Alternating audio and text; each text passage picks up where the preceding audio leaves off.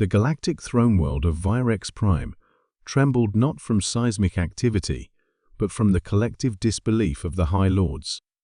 For millennia, the Zarkali Empire had ruled the stars unchallenged, their dreadnoughts unmatched, their technology centuries ahead of any known species. That was until the UHS Valkyrie emerged from the Veiled Rift. Fleet Marshal Threx of the Zarkali High Command stood frozen before the holodisplay, his tendrils twitching erratically. The human ship had just obliterated 3 of their battlecruisers in under a minute, without taking a scratch. "Rewind that footage," he barked. The display shimmered, replaying the moment the Valkyrie appeared near the mining colony of Drex 4. Zarkali ships had opened fire, unleashing kinetic warheads and plasma lances. The human ship had absorbed the energy, then retaliated with a single pulse from its spinal cannon, reducing the lead cruiser, Vrexelon, to atoms. "This is impossible," muttered High Archon Kelvas, her voice nearly a hiss. "Humans don't have quantum shielding. They don't have phase singularity drives. They barely understood hyperspace a century ago." Threx's data analyst, a Gruul technician with 4 optical lobes, whispered, "That weapon signature doesn't match any known configuration. It appears to bend space before impact." Kelvas snapped. "You mean they have graviton torsion weaponry?" That tech was deemed theoretical madness, even by our own thinkers. Across the galaxy, on the bridge of the Valkyrie, Captain Lena Rourke smirked as the debris of the Zarkali fleet floated silently in the void. "Status report," she said calmly. "Shields at 98%. No damage.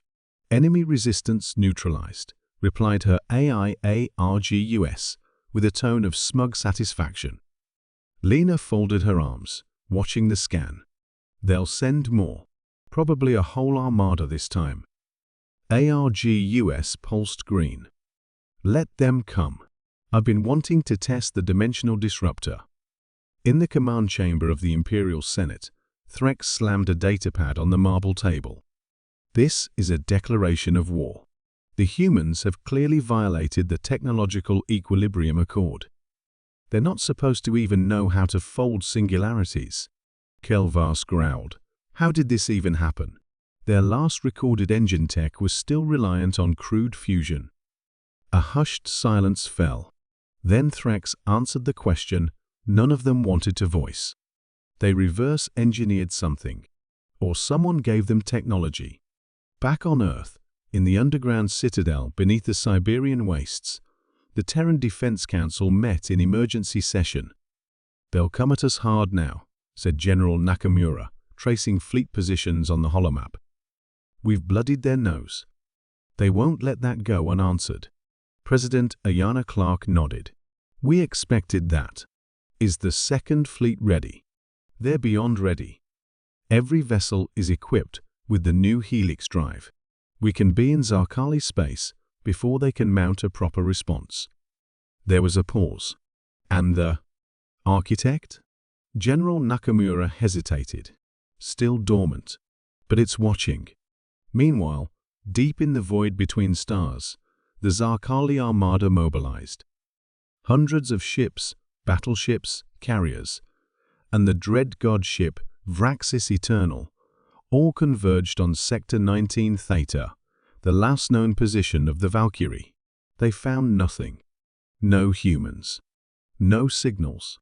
Just cold silence. Until space itself cracked open. The Valkyrie emerged not in front of them, but within their formation, dropping from a microfold of its own making. "Hello, boys," said Captain Rourke. "Did you miss me?" Before the Zarkali could react, the human ship unleashed a cascade of violet light. Ships twisted, warped, imploded. Their quantum cores were unraveled mid-spin.